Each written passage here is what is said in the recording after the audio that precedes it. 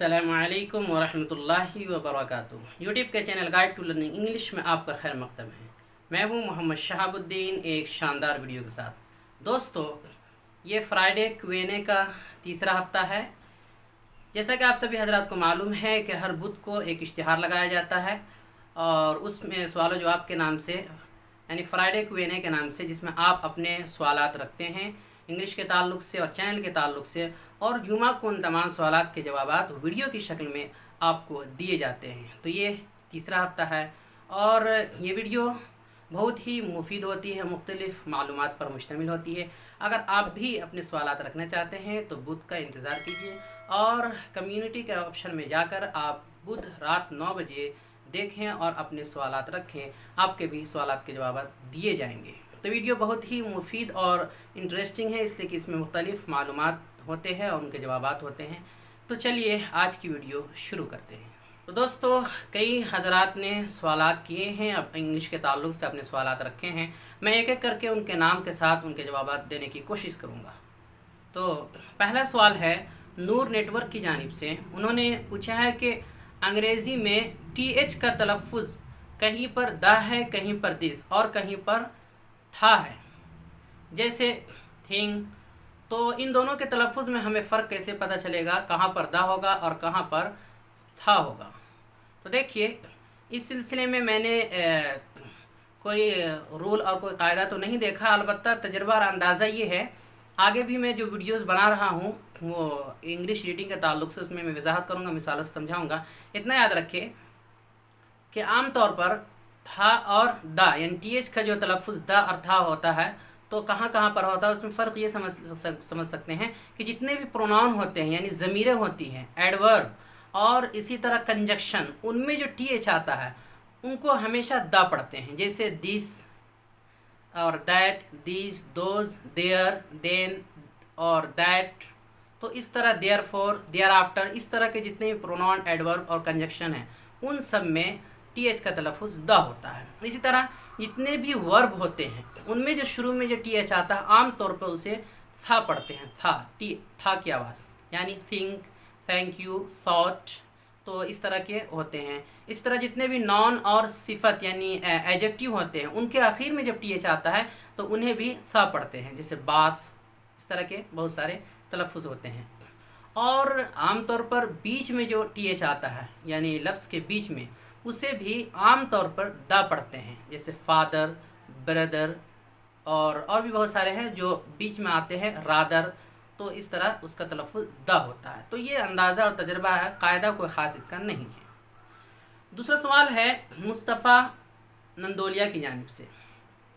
Sir, सवाल ये है कि कई वर्ड के आखिर में NESS का इस्तेमाल होता है यानी नेस का इस्तेमाल होता है, क्या है इसकी हकीकत? जैसे डार्कनेस, ब्राइटनेस। तो देखिए, NESS का इस्तेमाल करते हैं एडजेक्टिव यानी सिफत से नाउन बनाने के लिए।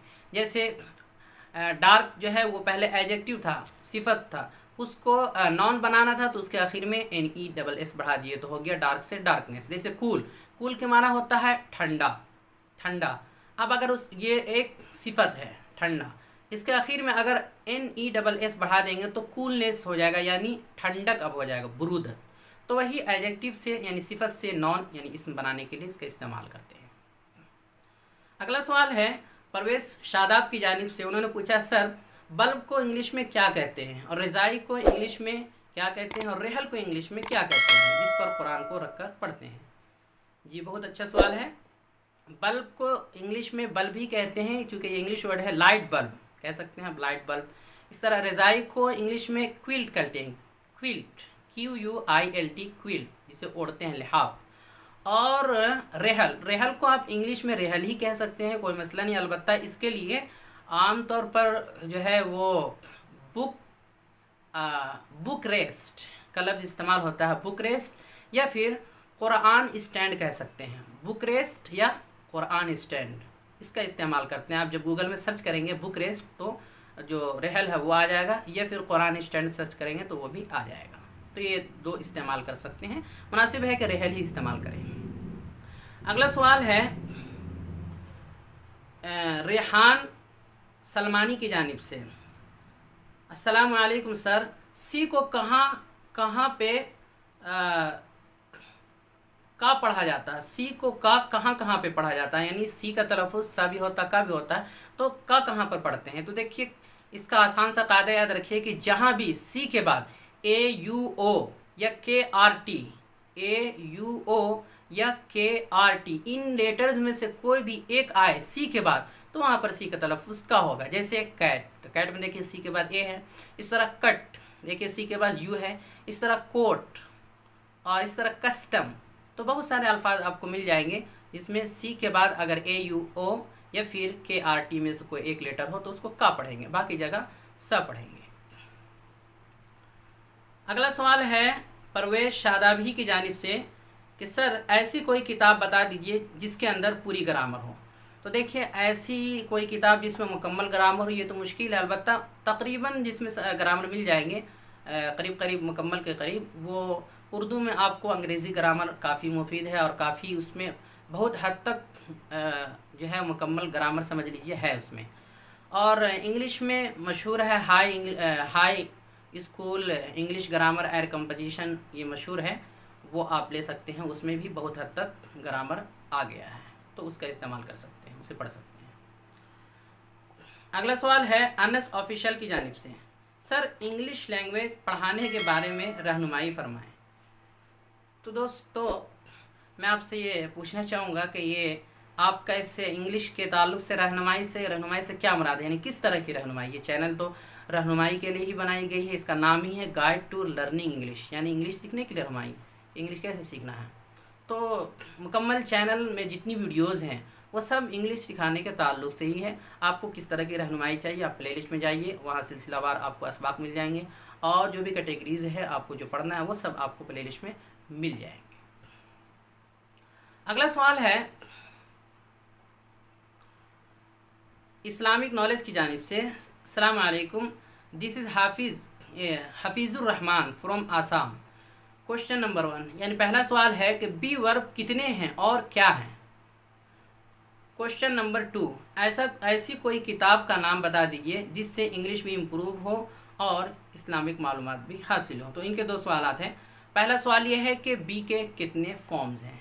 तो देखिए बी के अलावा और 7 फॉर्म्स हैं, यानी कुल 8 फॉर्म्स हैं, कुल 8 फॉर्म्स हैं। बी, बीइंग और बीन, और इसी तरह इज़, एम, आर और वाज वर, ये सब बी के ही फॉर्म है। तो कुल मिला के 8 है, ये 8 ही आमतौर पे इस्तेमाल होते हैं।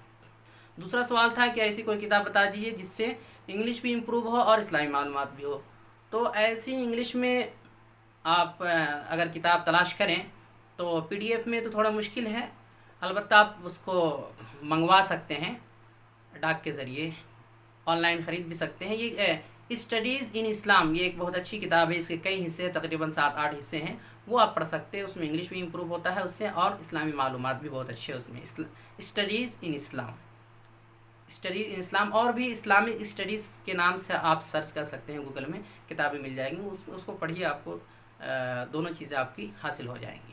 दोस्तों ये कुल सवालात थे जिनके मैंने मुख्तसरन जवाबात देने की कोशिश की है और तफसीलन जवाब जो है हर एक का अगर मुमकिन हो तो आगे के असबाक में आते रहेंगे और आगे की वीडियोज़ में आपको मिल जाएंगी। मुख्तसरन बताने की मैंने कोशिश की, उम्मीद करता हूँ कि आप हजरात को पसंद आया होगा और समझ में भी आ गया होगा। इस तरह सवालात करते रहें और इंशाअल्लाह आपके जवाबात हर जुमा को दिए जाएंगे। तो वीडियो अगर पसंद आई हो तो इसे लाइक करें और अगर नए हैं चैनल पर तो सब्सक्राइब करें और ज़्यादा से ज़्यादा शेयर करें ताकि ज़्यादा से ज़्यादा लोगों तक पहुंच सके और ज़्यादा से ज़्यादा लोग इससे मुस्तफ़ीद हो सके, ज़रूरतमंद हज़रात इससे मुस्तफ़ीद हो सके। अस्सलामु अलैकुम व रहमतुल्लाहि व बरकातहू।